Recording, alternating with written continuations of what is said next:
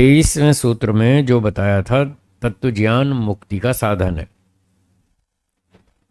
इस 25वें सूत्र में कह रहे हैं नियत कारणत्वात्, निश्चित निर्धारित कारण होने से, फिक्स कारण होने से, एक ही कारण है तत्व ज्ञान, उससे मोक्ष होगा। क्योंकि उसका केवल एक ही कारण है तत्व ज्ञान, तो उसके साथ न समुच्चय विकल्प, न तो किसी दूसरे कारण का समुच्चय कर सकते न विकल्प कर सकते। समुच्चय का अर्थ होता है दो चीजों को जोड़कर चलना। समुच्चय माने जोड़ना, ठीक है। जैसे रोटी, रोटी के साथ सब्जी भी चाहिए, अकेली रोटी तो नहीं खाई जाती, साथ में सब्जी चाहिए, तो दोनों चाहिए, तो इसको कहेंगे समुच्चय। रोटी और सब्जी का समुच्चय, दोनों को साथ जोड़ के चलना, खाना, भोजन खाना, इसको समुच्चय कहेंगे। विकल्प का मतलब है दो में से कोई एक, चाहे रोटी खा लो चाहे सब्जी खा लो, कोई एक चीज मिलेगी, इसको विकल्प कहते हैं। अथवा दूसरा उदाहरण दें, सब्जी तो मिलेगी ही, रोटी और चावल का विकल्प है, या तो रोटी खा लो या तो चावल, दो में से एक चीज मिलेगी, तो विकल्प समझ में आया, दो में से कोई एक। और समुच्चय का मतलब दोनों। चलो सब्जी को तो हम रख लेते हैं हमेशा, अब समुच्चय में रोटी और चावल दोनों खाने को मिलेंगे अथवा दो में से कोई एक मिलेगा, इसको समुच्चय और विकल्प कहते हैं। अब यहां प्रसंग में कह रहे हैं कि मुक्ति का जो साधन है वो है तत्व ज्ञान, इसके साथ किसी दूसरे साधन का ना तो समुच्चय कर सकते हैं ना विकल्प कर सकते हैं, ये ही चाहिए। किसका समुच्चय करेंगे? जिसकी संभावना हो सकती है, जिसका निषेध कर रहे हैं कि समुच्चय नहीं होने वाला, वो है सकाम कर्म, अशुद्ध कर्म। कौन सा कर्म? सकाम कर्म। एक आपको और मजेदार बात बताऊं, सकाम कर्म की 3 वैरायटी है, ये आप जानते हैं, शुभ अशुभ और मिश्रित, ठीक है ना। 3 तरह का सकाम कर्म होता है। अब इन 3 की तुलना करें तो शुभ कर्म अधिक अच्छा है और मिश्रित उससे थोड़ा नीचे है और अशुभ तो बिल्कुल ही खराब है। तो इन तीनों में ऐसे स्तर बनेगा, शुभ कर्म, मिश्रित कर्म, अशुभ कर्म, ठीक है। लेकिन इन तीनों में से मोक्ष तो कोई भी नहीं दिलाएगा, इससे पुनर्जन्म होगा। सकाम कर्मों से तो जन्म मिलता है, शुभ कर्म है तो अच्छा जन्म मिलेगा, अशुभ कर्म है तो बुरा मिलेगा, मिश्रित है तो मिला जुला मिलेगा। जैसा कर्म वैसा फल। यदि 3 कर्मों की तुलना करें सकाम कर्मों की, तो इनमें शुभ कर्म सबसे अच्छा है, ठीक है। अशुभ कर्म में तो गड़बड़ है ही, मिश्रित में भी थोड़ी थोड़ी गड़बड़ है। तो जिन दोनों में थोड़ी थोड़ी गड़बड़ है, अब उन 2 को अलग कर देते हैं, केवल एक बचा, शुभ कर्म, सकाम कर्म, जिसका फल अच्छा है। अब इस शुभ कर्म की, सकाम शुभ कर्म की और निष्काम कर्म की तुलना करते हैं। निष्काम कर्म तो मोक्ष देगा, क्या शुभ कर्म सकाम होते हुए मोक्ष फल देगा? नहीं देगा, वो तो जन्म देगा। इन तीनों का तो फल है जन्म। तो शुभ कर्म सकाम और शुभ कर्म निष्काम, इन 2 में से ज्यादा अच्छा कौन सा हुआ? निष्काम वाला, वो मोक्ष फल देगा। तो यहां कह रहे हैं ये जो सकाम शुभ कर्म है, इसका निष्काम, इसका जो है हम तत्व ज्ञान के साथ समुच्चय नहीं कर सकते, इसको जोड़ नहीं सकते, क्योंकि इसका फल मोक्ष नहीं है। आई बात पकड़ में?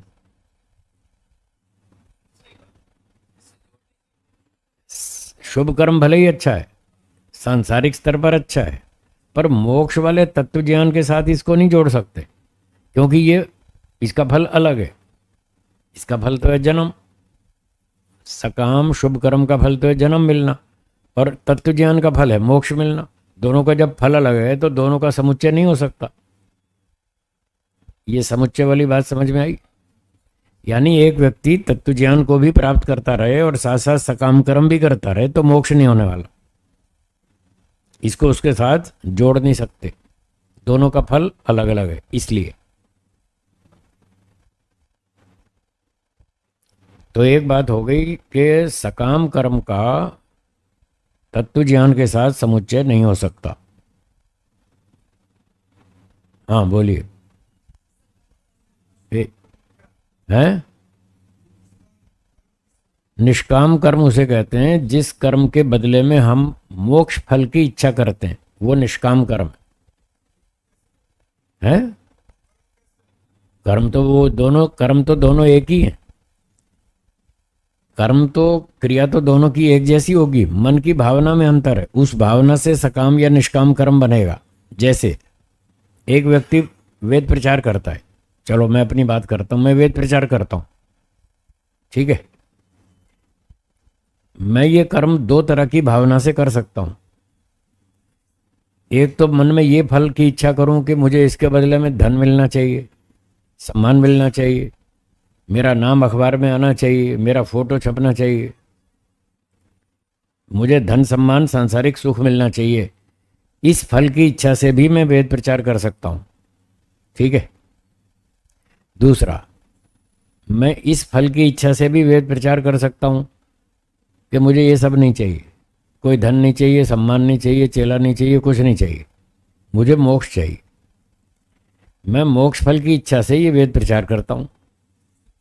तो दो तरह से मैं इस कर्म को कर सकता हूं। काम वही रहेगा, वेद प्रचार करना। मन की भावना बदल जाएगी।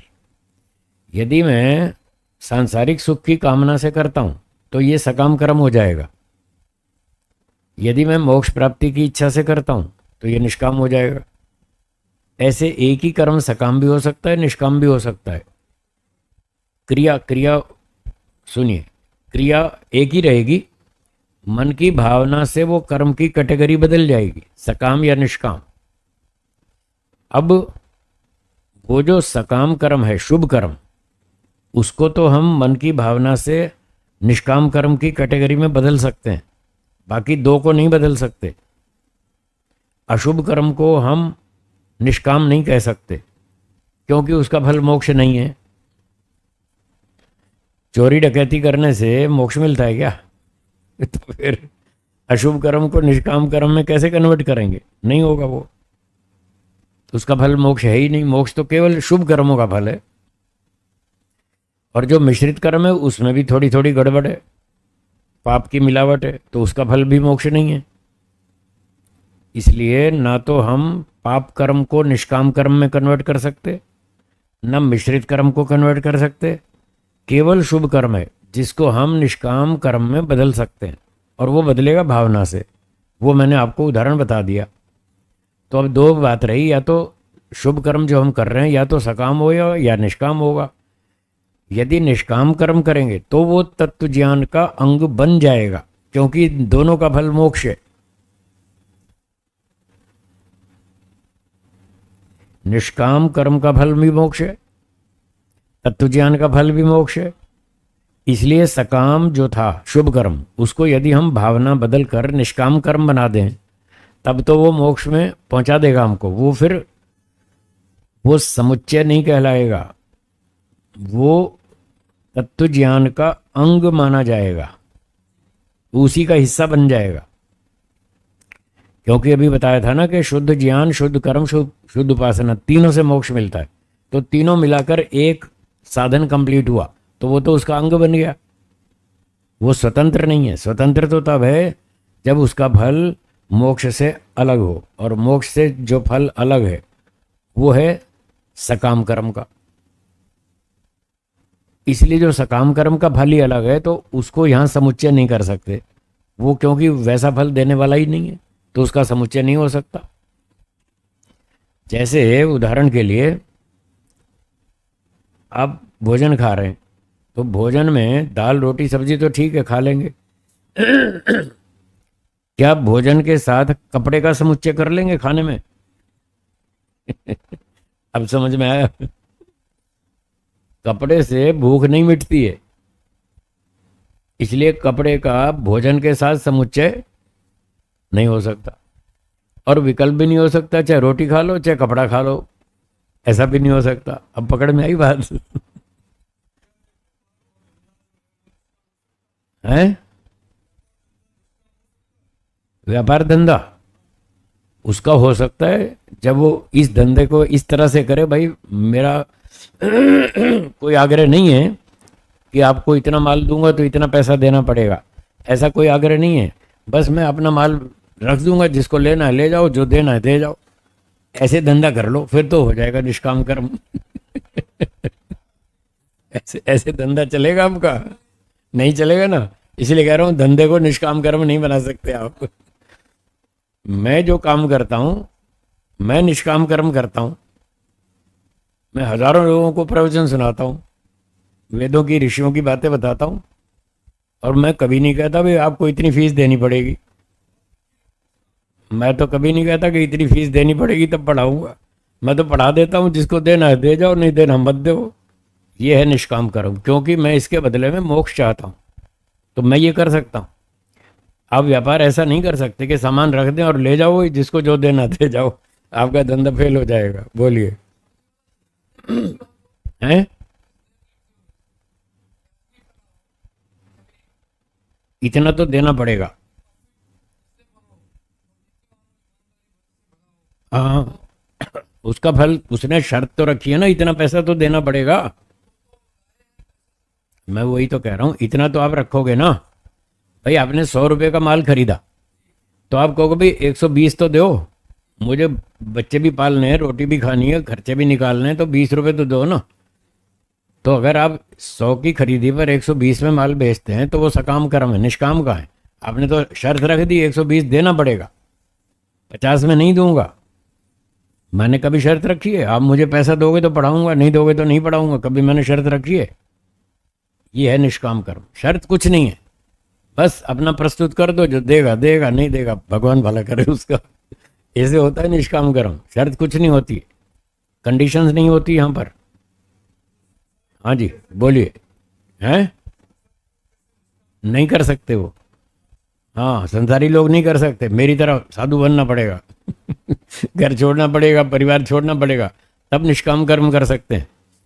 संसारी लोग 1 घंटा 2 घंटा कर सकते हैं निष्काम कर्म, सारा दिन नहीं कर सकते। आप व्यापार करते हैं, कोई स्कूल में टीचर है, कोई संगीतकार है, मान लो, अपना वो 10 घंटे 8 घंटे अपना व्यवसाय करता है, पैसे कमाता है घर परिवार चलाने के लिए, फिर शाम को बच्चों को 1 घंटा ट्यूशन पढ़ा देता है फ्री में, वहाँ पैसे नहीं लेता, फ्री में पढ़ाता है। भाई चलो मैं मोक्ष के लिए काम कर रहा हूँ, निष्काम कर्म कर रहा हूँ, बच्चों को फ्री में पढ़ा दूंगा, वो निष्काम कर्म है। 1 आध घंटा कर सकता है, सारे दिन नहीं कर सकता वो। हाँ, 1 आध घंटा कर सकते हैं। हाँ बोलिए।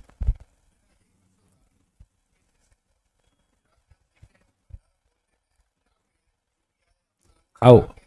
हाँ ठीक है, करते हैं,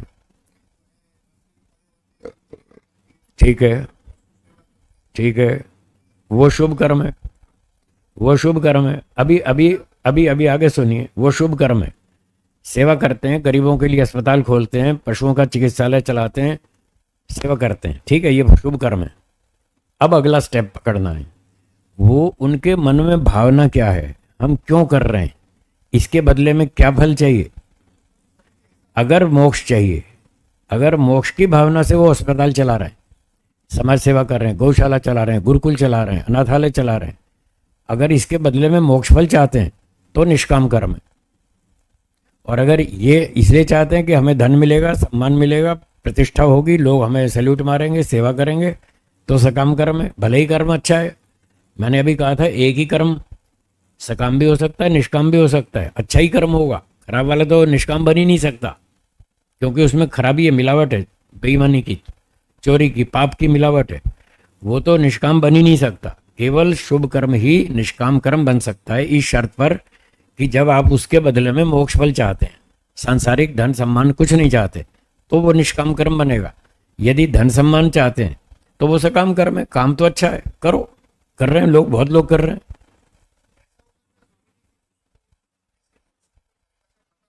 ठीक है। हाँ,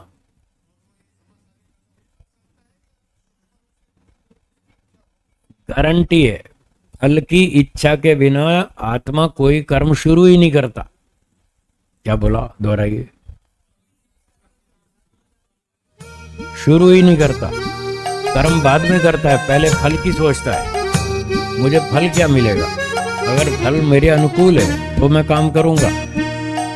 आप जिस कंपनी में काम करते हैं या करते थे, जब आपने कंपनी ज्वाइन की तो सामने कंपनी वाले ने आपसे 20 तरह के सवाल पूछे, आपका इंटरव्यू लिया, सारी परीक्षा ले ली, योग्यता चेक कर ली, आप उनके इंटरव्यू में पास हो गए।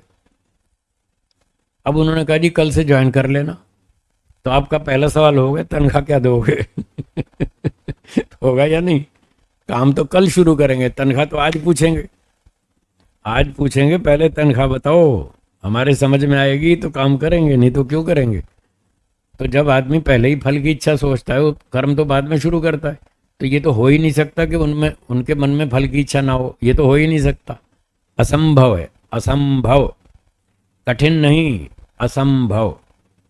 जीवात्मा कभी भी कोई भी कर्म, चाहे छोटे से छोटा हो चाहे बड़े से बड़ा हो, बिना फल की इच्छा के नहीं कर सकता। बिल्कुल असंभव है। फल की इच्छा तो हमेशा होती है, पहले इच्छा होती है फल की, पहले वो फल सोचता है मुझे इसके बदले में क्या मिलेगा। आपने सफल 3 में दुकान खोल ली, पहले सोचा था ना यहाँ मुझे क्या मिलेगा, तब तो खोली ना। पहले सारी गिनती कागज पे करते हैं तब जाके दुकान खोलते हैं, ऐसे ऐसे कौन खोलता है। तो पहले फल की बात सोचता है व्यक्ति, उसके बाद कर्म करता है। यदि वो सांसारिक फल सोचता है, जो आपने उदाहरण दिया कि वो काम कर रहे हैं, तो उनके मन में कोने में कहीं ना कहीं सूक्ष्म रूप से ये इच्छा है कि हमें धन मिलेगा, सम्मान मिलेगा, हम समाज की सेवा करेंगे। बहुत अच्छी बात है, करो सेवा, अच्छी बात है, शुभ कर्म है, अच्छा है, चाहे सकाम ही सही। आज उनका स्तर छोटा है, उनको सकाम कर्म ठीक लग रहा है, तो सकाम भावना से ही करो। कम से कम पाप मत करो, और हो सके तो मिश्रित भी मत करो। उससे बेटर तो ये है कि शुभ कर्म करो। फिर आज सकाम भावना से कर रहे हैं, धीरे धीरे आपका ज्ञान का स्तर ऊंचा उठेगा। जैसे जैसे तत्व ज्ञान होगा, बढ़ेगा, वैसे वैसे सकामता घटेगी और धीरे धीरे निष्कामता बढ़ेगी। जैसे जैसे ज्ञान शुद्ध होगा वैसे वैसे कर्म शुद्ध होगा।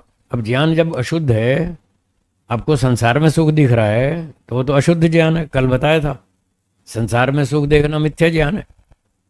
और जब मिथ्या ज्ञान है तो शुभ कर्म भी वो सकाम ही होगा, निष्काम तो बनेगा ही नहीं। तो धीरे धीरे आज पहले सकाम कर्म कर रहे हैं, कोई बात नहीं, करो, बुराई से अच्छा है, कंपैरेटिवली बेटर है। और यही धीरे धीरे जब आपका ज्ञान का स्तर ऊंचा उठेगा, तो यही सकाम कर्म धीरे धीरे निष्काम कर्म में कन्वर्ट हो जाएगा। ऐसे होगा जी। हाँ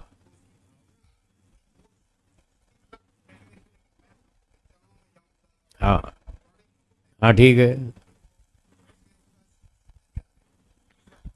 ठीक है,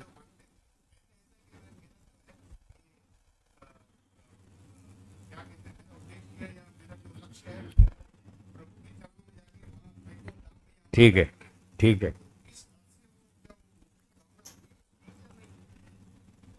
उसकी मिश्रित रहेगी, जैसे कुछ मिथ्या ज्ञान है और कुछ ठीक भी है। ठीक तो ये है कि वो जन्म मरण से छूटना चाहता है, ईश्वर के पास जाना चाहता है, ये तो ठीक है। पर ईश्वर का स्वरूप ठीक नहीं समझ रहा, गलत समझ रहा है। तो यहाँ पर उसका ज्ञान मिश्रित है, दोनों तरह का है, कुछ ठीक है कुछ गलत है। तो उसका कर्म भी ऐसा होगा, कुछ ठीक होगा कुछ गलत होगा। जैसा ज्ञान होगा वैसा कर्म होगा। जितना ज्ञान ठीक है उतना कर्म भी ठीक होगा, जितना ज्ञान अशुद्ध है उतना कर्म भी अशुद्ध होगा। तो उसमें वो 100% निष्कामता नहीं आएगी, 20% आएगी, 30% आएगी, 40-50% भी आ सकती है। जितना परसेंट ज्ञान शुद्ध होगा उतने परसेंट उसके कर्म में निष्कामता भी आ जाएगी, ऐसा होगा। हाँ, तो हम बात कर रहे थे कि जैसे समुच्चय और विकल्प का निषेध जो सूत्रकार कह रहे हैं, तो मैंने लौकिक मोटा उदाहरण दिया कि आपको भोजन खाना है, भूख मिटानी है, ये आपका लक्ष्य है।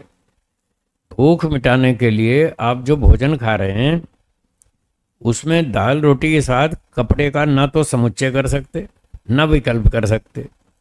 भाई रोटी भी खा लो, दो कपड़े भी खा लो ये समुच्चय नहीं हो सकता। वो कपड़े से भूख नहीं मिटती है। और विकल्प भी नहीं हो सकता, चाहे रोटी खा लो चाहे कपड़ा खा लो तो भूख मिट जाएगी, ऐसा भी नहीं है। क्योंकि रोटी से अलग प्रयोजन सिद्ध होता है और कपड़े से अलग होता है, इसलिए कपड़े का ना वह समुच्चय हो सकता ना विकल्प हो सकता। इसी तरह से सकाम कर्म का प्रयोजन अलग है, निष्काम का प्रयोजन अलग है। तत्व ज्ञान का प्रयोजन है मोक्ष प्राप्ति, सकाम का प्रयोजन है सांसारिक सुख, तो उसका यहाँ समुच्चय भी नहीं हो सकता, विकल्प भी नहीं हो सकता। बोलिए, क्लियर हुआ कि नहीं हुआ? हो गया? और बोलिए। हाँ, नमस्ते।